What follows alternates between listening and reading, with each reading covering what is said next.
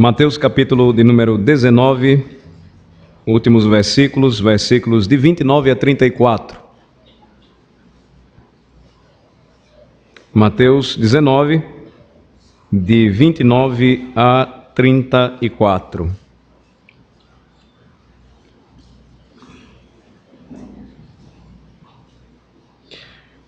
Ao chegarmos no final do capítulo 19, a pergunta que nós precisamos fazer é por onde Jesus andava e aonde é que ele estava agora neste exato momento. Lembrando, Jesus está a caminho de Jerusalém, a celebração da Páscoa se aproxima e para que ele pudesse chegar até Jerusalém era necessário passar por Jericó. Jerusalém ficava mais ou menos 1.000 metros acima de Jericó. Dá para a gente ter uma ideia quando nós vemos em Lucas a parábola do bom samaritano e diz que uns descem de Jerusalém até Jericó, enquanto eles estão retornando lá da cidade santa. Então, Jericó aqui especificamente não era a Jericó que foi destruída nos dias de Josué, mas uma nova Jericó que ficava da antiga Jericó, uma distância de mais ou menos 1,5 km, 1,6 km. Jericó, construída por Herodes, e era uma cidade extremamente desenvolvida. Ela, para vocês terem uma ideia, tinha um clima muito agradável no inverno e lá estava a residência de inverno do rei da Judéia. Jericó possuía balneários, vilas, um teatro e um anfiteatro.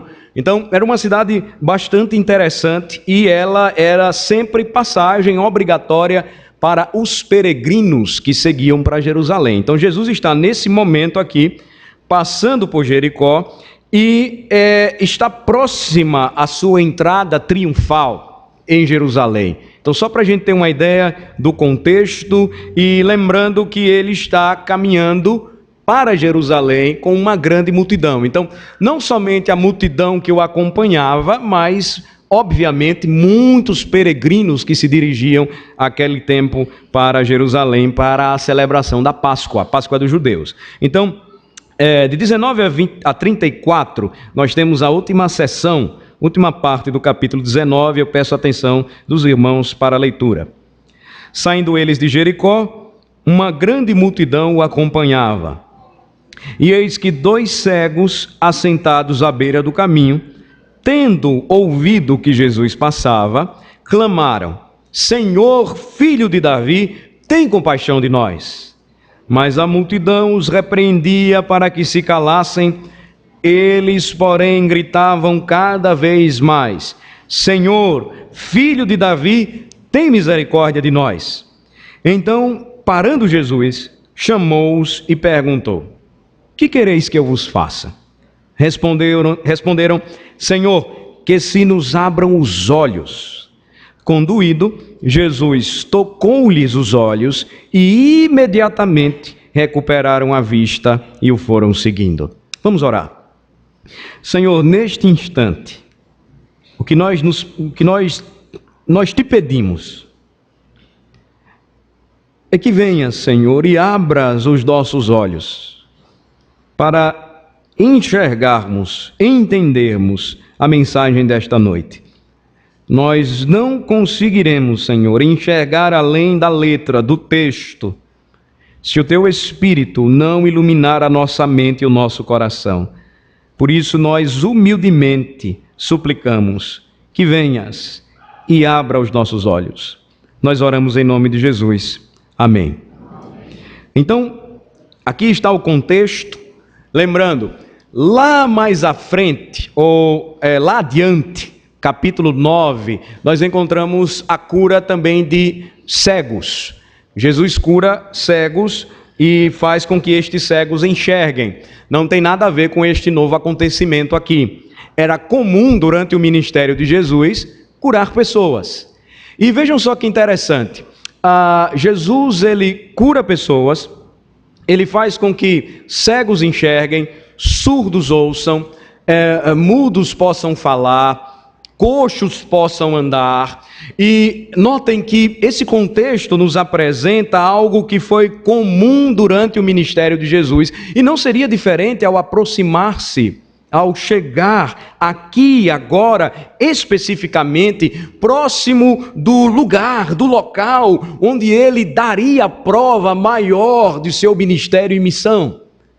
O rei viria para Jerusalém, ou entraria em Jerusalém para fazer aquilo que sempre fez: servir, agir em favor dos oprimidos, dos pobres, dos humildes. O rei chegaria também para trazer profundo impacto e mexer com as estruturas até mesmo de palácios reais. Ele viria para servir. E não seria diferente, então, ao sair de Jericó, ao aproximar-se de Jerusalém, que agisse de maneira diferente, ao se encontrar ou ao se deparar com pessoas necessitadas. Jesus, então, vai até ao encontro delas. Essa passagem aqui é uma passagem polêmica. Deixe-me explicar por quê. Porque tanto existem vários estudiosos querendo defender e harmonizar as possíveis incoerências entre os evangelhos. Quando mencionam esta passagem, para vocês terem uma ideia, por exemplo, Marcos descreve apenas um cego e ele o nomeia Bartimeu. Marcos e Lucas, ou Mateus e Marcos, dizem que Jesus sai de Jericó, enquanto Lucas lembra que Jesus está entrando em Jericó quando ele cura os cegos. Então, há uma série de tentativas de tentar ou de se procurar harmonizar aquilo que seria uma possível incoerência. Enquanto os críticos dizem, está vendo, a Bíblia tem erro.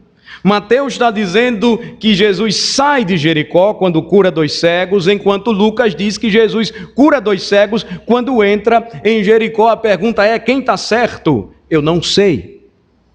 E existem momentos na Bíblia que nós precisamos parar e com sinceridade dizermos: não sabemos por quê.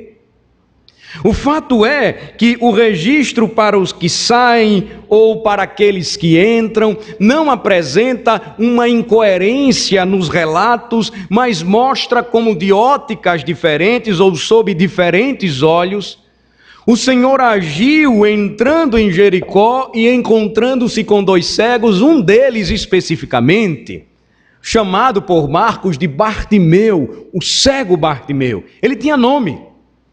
Eles, ambos, eram conhecidos, tinham nomes, mas na visão do evangelista Mateus, ele apenas procura destacar que havia mais de um cego. E o mais importante que tudo isso, do que a tentativa de harmonizações ou de críticas, tentando encontrar erros nas Escrituras, é que a palavra de Deus, ela relata e ela registra aquilo que até mesmo historiadores antigos afirmaram: Jesus entrou em Jerusalém. E o que era conhecido é que por onde ele passava, pessoas eram mudadas. Nos caminhos pelos quais trilhava, vidas eram transformadas. De fato, não poderia ser diferente com aqueles 2 pobres homens à beira do caminho. Observem novamente o texto comigo. Uma grande multidão acompanhava Jesus, versículo 29. Ele está saindo de Jericó e talvez nós não temos como precisar. Uma das tentativas de se explicar é que ele está saindo da antiga Jericó e entrando na Jericó construída por Herodes. É uma provável argumentação. Mas olhemos novamente para o texto e vamos seguir. Ele sai e ele é acompanhado por uma grande multidão. As pessoas que acompanhavam o seu ministério e também peregrinos rumo a Jerusalém. E o que é que acontece nesse contexto aqui, nessa narrativa? Versículo 30. 2 cegos à beira do caminho ouvem que Jesus está passando por ali. Era assim que os cegos viviam, à beira do caminho. Era assim que os que não podiam enxergar a luz viviam. A expressão à beira do caminho é a expressão tão comum não é uma expressão estranha para nós, mas é uma expressão tão comum, que sempre nos faz lembrar aqueles que, esquecidos pela sociedade, estão ali esperando o favor, a graça de alguém. À beira do caminho aqui é uma expressão clara de que aqueles dois cegos, porque não podiam fazer nada, eles estavam aguardando que alguém pudesse lhes dar alguma coisa. Vou ser mais claro para vocês, eles estavam ali esmolando. Não existia o que há hoje na sociedade em que nós vivemos, em todo este cuidado tão comum para os que sofrem de alguma deficiência. Tanto que hoje a gente tem até medo de falar a palavra cego. Daqui uns dias vão querer mudar na Bíblia e chamar de deficiente visual. Não tem problema nenhum. Eles eram vistos assim.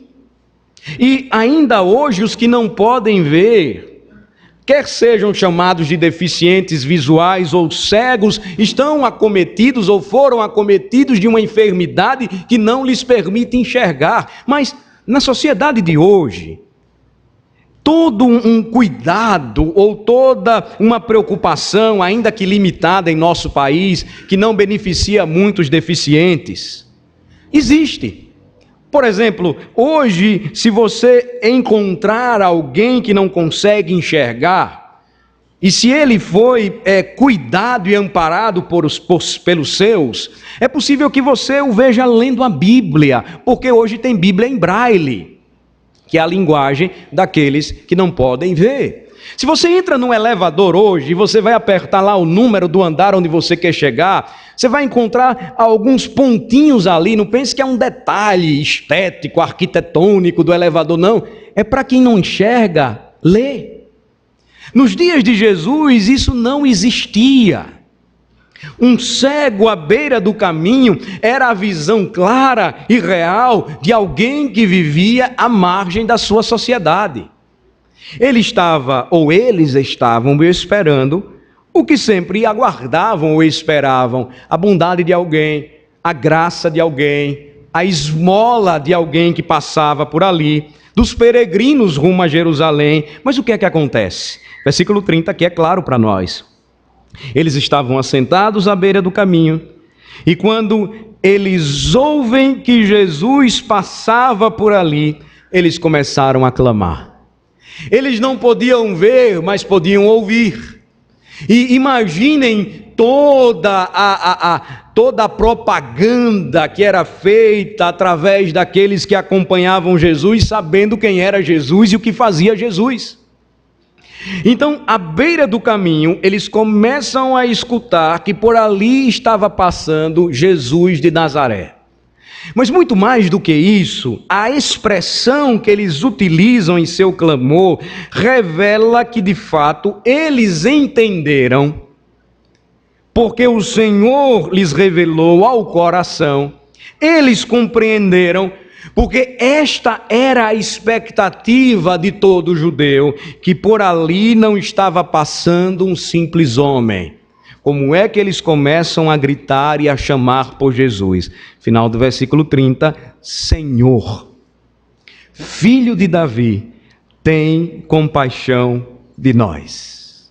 Eles usam a expressão que identifica aquele que nós encontramos em Isaías capítulo 9. Aquele que viria para fazer os cegos enxergarem e caminharem na luz. Aquele que viria da raiz ou da geração, descendência de Davi.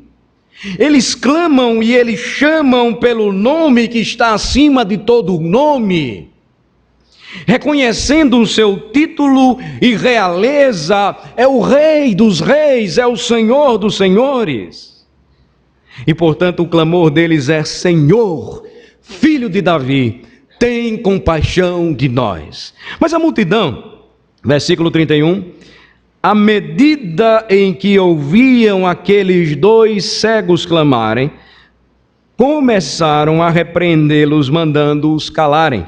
Calem suas bocas. Vejam o versículo 31, vamos ler juntos o 31? Mas a multidão os repreendia para que se calassem.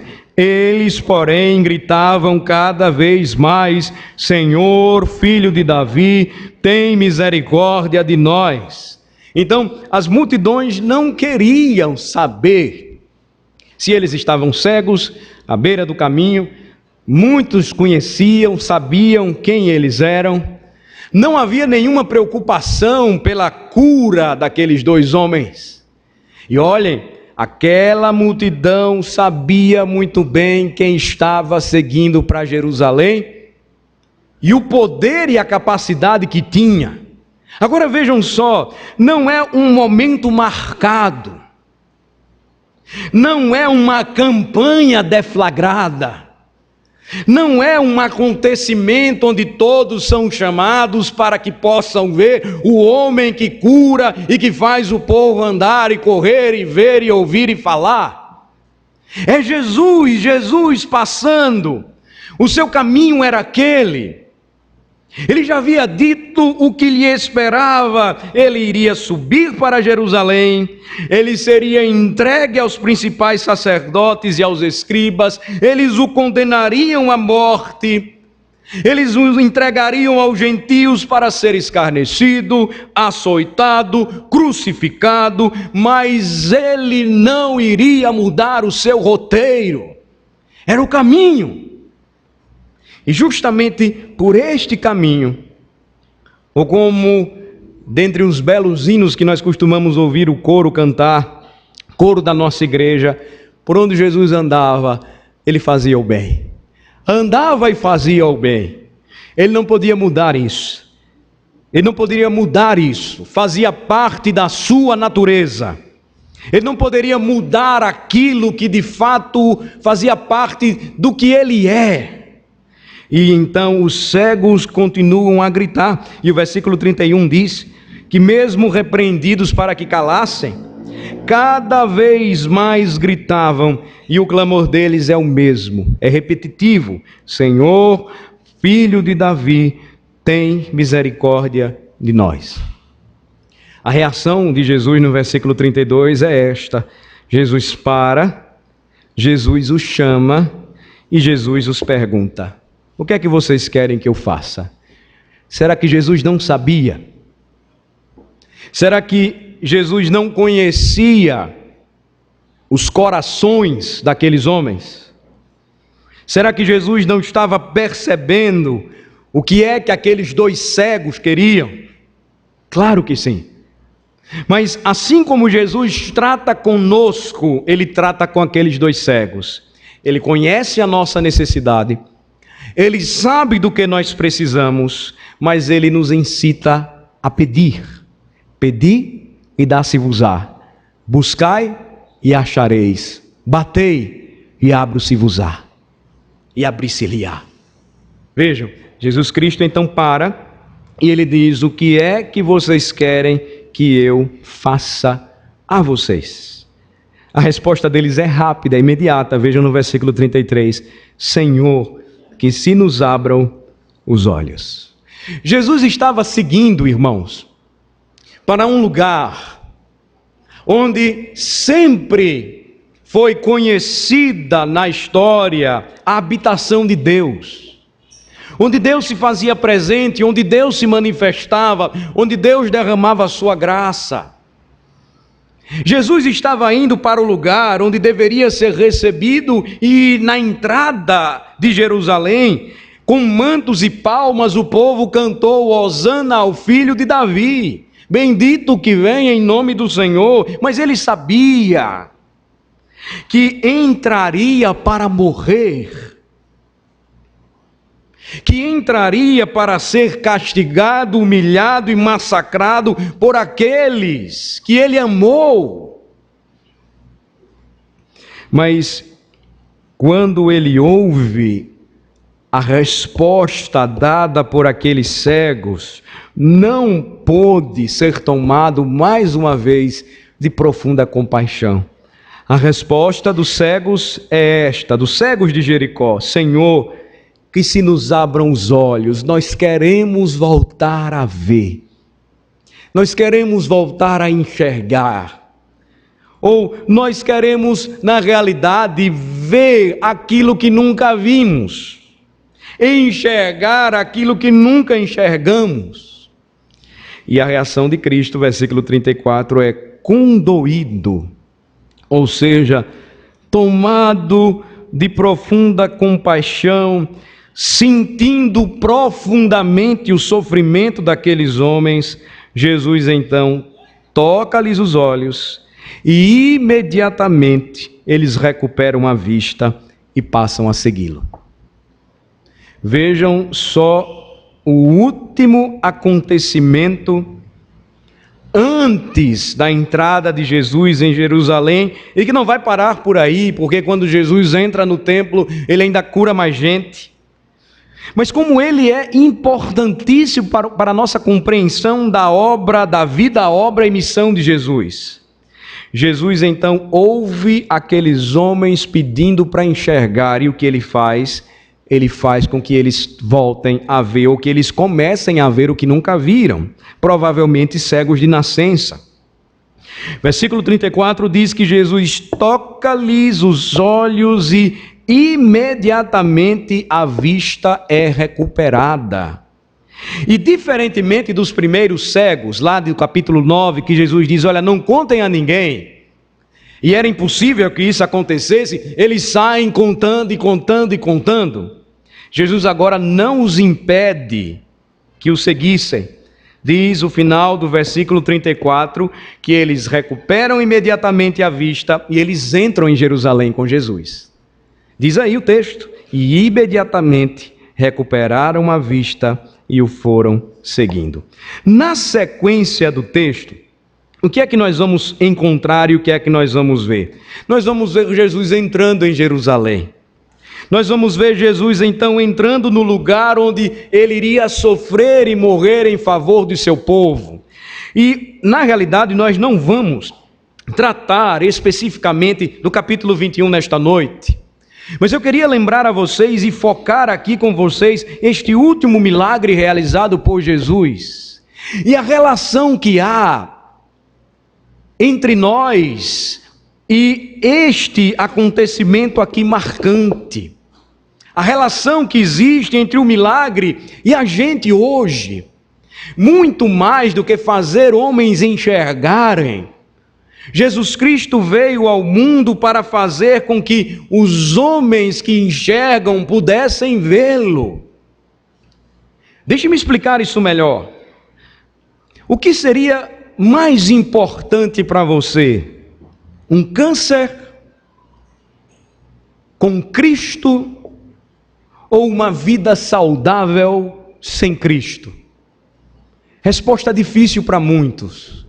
Mas para aqueles que podem ver e compreender a importante obra, missão de Jesus, certamente a resposta mais absurda para o mundo seria dado. Claro, é melhor um câncer com Cristo do que ser saudável e saber que um dia vai morrer sem Cristo. O que seria melhor para você? Uma vida livre, uma vida autossuficiente, uma vida classe média, com internet, com casa, chuveiro quente, comida na mesa, sem Cristo. Ou viver com Cristo preso, com fome, com frio e doente.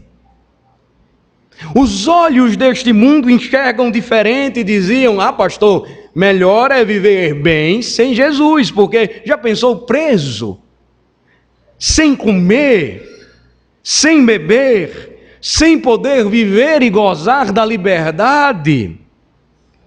Mas os que passam a enxergar o Evangelho, o entendimento é totalmente diferente. E eu não estou dizendo isso aqui, irmãos, apenas usando de retórica ou de oratória para tentar prender a atenção de vocês, não. Os jornais estão aí, a internet está aí para mostrar que muita gente não está abrindo mão da sua fé, mesmo sob pena de morte. A sudanesa Miriam, vocês estão acompanhando constantemente. A história sofrida, a história de alguém que está sendo perseguida por causa da sua fé, mas ela não muda. Não muda. E como é que isso encaixa na nossa mente, na nossa cabeça, no nosso formato classe média, terceiro mundo, que quer ser primeiro, que tem Copa do Mundo e que tem aparentemente tudo? Eu quero nada perder a vida, a saúde, por Cristo. O Evangelho então faz com que aqueles que enxergam o mundo tornem-se cegos para ele e passem a enxergar um reino que ninguém sem Cristo pode ver. A ideia básica é essa. Se o meu reino não é deste mundo, se o meu reino pertence a Cristo, este reino, esta terra, ela cai. Ela está abaixo do que eu almejo, do que eu espero, do que eu sonho um dia viver e experimentar. Então percebam que a ideia e a visão que Cristo concede a estes dois cegos a caminho de Jerusalém tem uma relação muito maior com a gente do que nós podemos imaginar. Porque a grande questão está em como nós encaramos aquilo que recebemos nesta vida ou experimentamos nesta vida. Certa feita, Jesus curou leprosos, 10 leprosos para ser mais preciso. Todos eles foram curados por Jesus. A lepra era uma doença dentre aquelas que marginalizava o judeu, porque ele era considerado impuro. Ele não podia ter contato com a sua família, com sua religião, com sua sociedade. Ele vivia numa região distante só para leprosos. Um leproso, quando se aproximava alguém que estava limpo, tinha que gritar: não venha até mim que eu estou com lepra. Já pensaram isso? 10 leprosos foram curados. Apenas um volta para agradecer a Jesus. Muita gente tem sido curada hoje por Jesus, sem hora marcada, sem dinheiro pago na mesa, porque tudo é de graça. O que esses homens tentam fazer engordando-se com o Evangelho é farsa, é mentira. O verdadeiro milagre não tem hora para acontecer. O verdadeiro milagre é gratuito e não se deve pagar por ele jamais. Muita gente tem sido curada pelo Senhor, mas a quem agradece? A quem tributa, ou a quem tributam a sua cura, a sua recuperação, o seu restabelecimento. A grande maioria não faz isso louvando a Jesus. A grande ideia aqui, irmãos, do texto é mostrar ou revelar mais uma vez que Jesus não mudou as suas próprias características. Emmanuel, Deus conosco, que veio trazer salvação, liberdade, luz para os cegos. A grande ideia do texto aqui é mostrar que, movido por compaixão, Jesus não deixou de fazer o bem e de curar pessoas, mas muito mais do que isso, ele iria mais adiante e ele daria a sua vida em resgate por muitos. E aqui, irmãos, façamos um paralelo para que a nossa compreensão da dimensão da obra de Jesus possa ser abraçada por todos nesta noite. Porque às vezes nós nos limitamos muito à cura física. E quem não deseja ser curado de uma enfermidade? Quem não deseja poder experimentar algo que perdeu, a sua saúde, por exemplo? Mas a obra de Jesus, irmãos, ela vai além disso. Até mesmo a doença que nós enfrentamos, ela tem um objetivo muito prático. Ela tem um objetivo maior, quando nós enxergamos a luz da mensagem do Evangelho. Vamos fazer um paralelo com Romanos 8. É uma passagem conhecida. Se você nunca viu, eu quero chamar você a perceber comigo a relação que há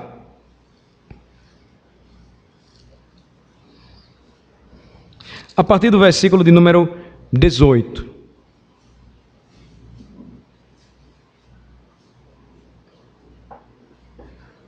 vida e morte para o homem sempre trazem consigo um peso eterno.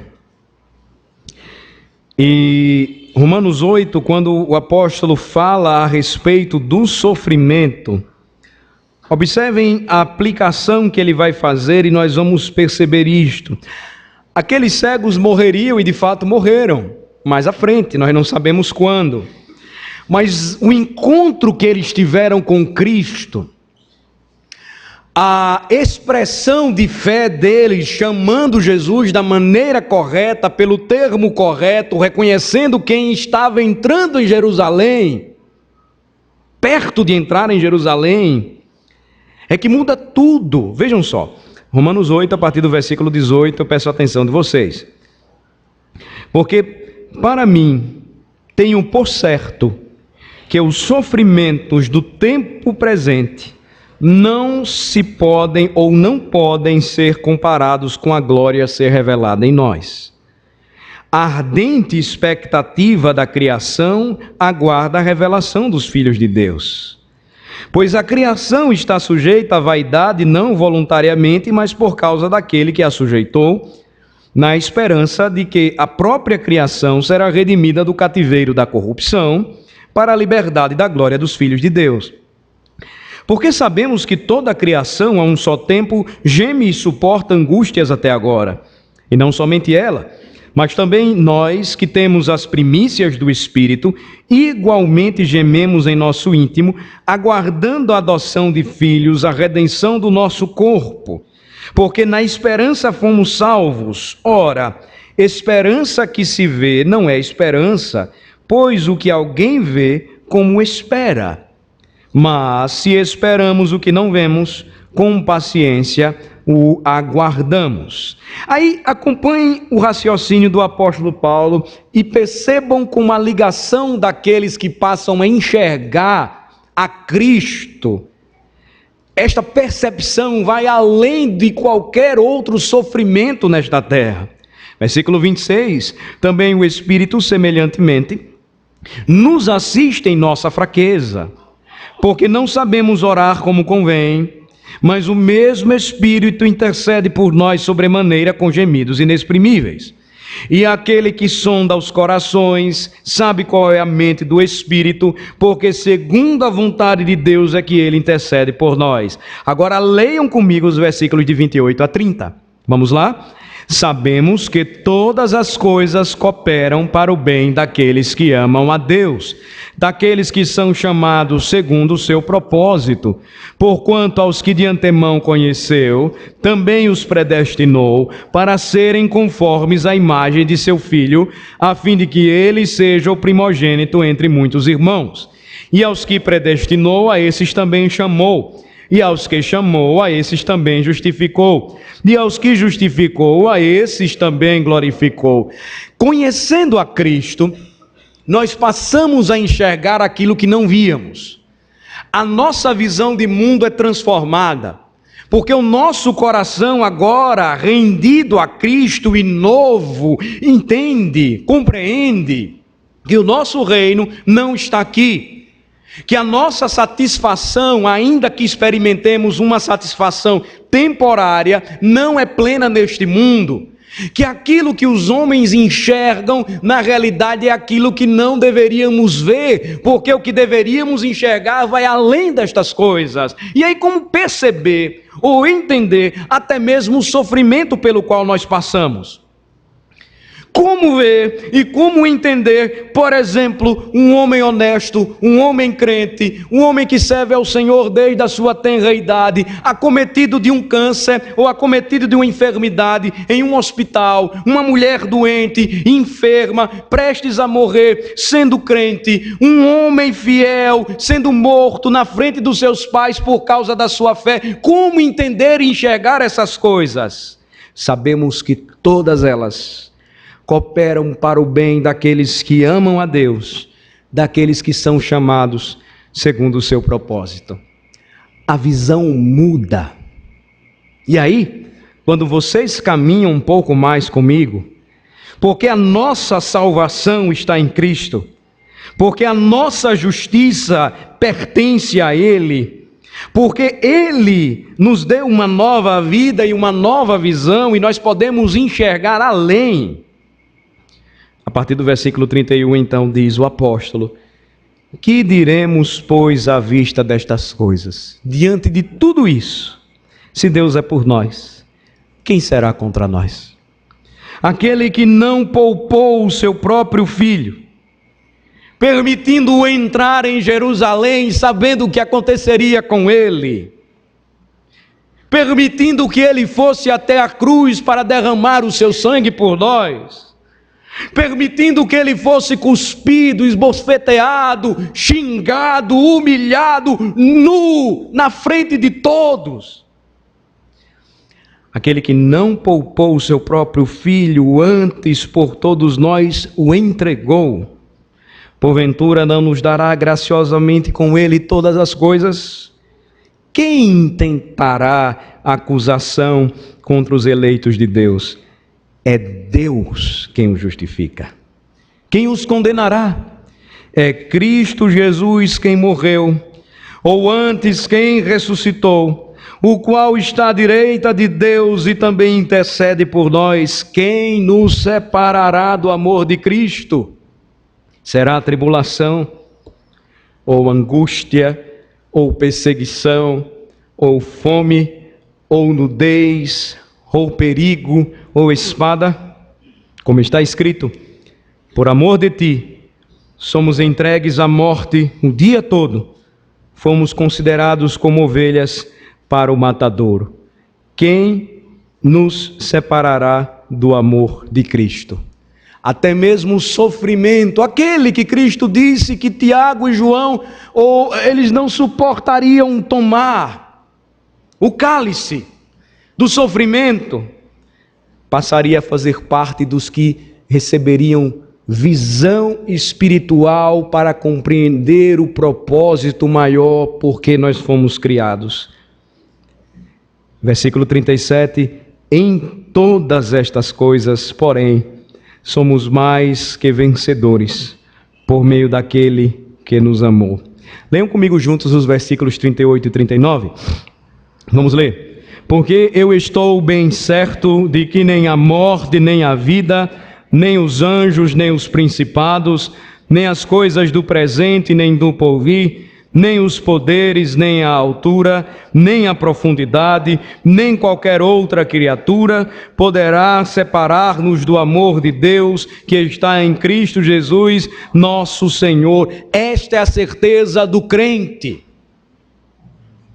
Nós temos em nossa congregação pessoas deficientes. Temos.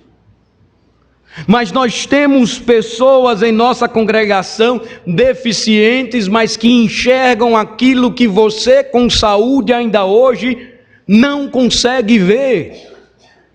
Nós temos pessoas em nossa congregação que não podem ver fisicamente, mas que no céu enxergarão. Que não podem andar fisicamente, mas que um dia andarão. E se você, com a sua saúde, com a sua segurança, com a sua autossuficiência, classe média, carro novo, casa, comida, roupa lavada, shopping center, continua preso ao seu emprego, ao seu dinheiro, ao seu tesouro, você vai queimar no inferno por toda uma eternidade, porque morrerá cego. Ainda que pense estar enxergando alguma coisa, você vai para o inferno. E o inferno será o lugar onde os seus olhos vão abrir. E porque você rejeitou a mensagem da cruz, será tarde demais.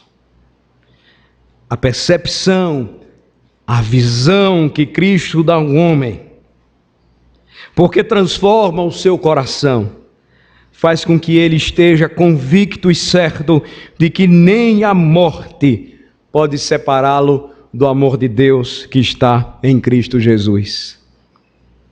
O presbítero Jário visitou hoje o nosso irmão Ezequiel no hospital, lá na UTI. Ele estava consciente. Perguntou: você está em paz? Ele disse: estou. tem convicção, certeza de que nem mesmo a morte, se essa for a decisão divina, vai separá-lo do amor de Deus que está em Cristo. Não pode. É a certeza e a garantia que temos que o Senhor do cosmos governa tudo e todos e tem o mundo em suas mãos. Agora você continua autossuficiente, achando que enxerga alguma coisa e está mais perdido do que cego em tiroteio neste mundo de confusão. É uma oportunidade única que você tem hoje de entender que os que estão em Cristo Jesus não podem separar ou não podem ser separados do amor de Deus. É assim que se pré-anuncia a entrada daquele que, indo para Jerusalém, daria sua vida por amor àqueles por quem morreu. É assim que, mais uma vez, deste púlpito, eu convoco a todos para que renovem a sua fé no Senhor, que não percam a esperança, que não acreditem que o sofrimento desta vida poderá separá-los deste grande amor que está em Cristo. É daqui, mais uma vez, deste púlpito, que anunciando o Evangelho, eu convido você que ainda não se decidiu a arrepender-se dos seus pecados, da sua autossuficiência, da sua confiança em seus poderes, em seu dinheiro, em sua saúde. Tudo isso é pó.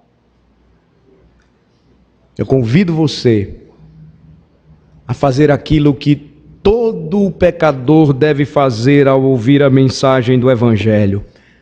Não endureça o seu coração.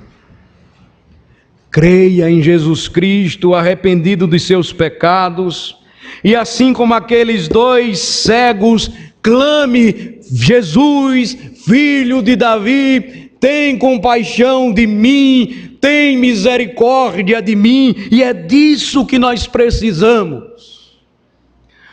Porque quando Jesus olhou para aqueles pobres homens, ele sabia qual o destino certo de todo pecador.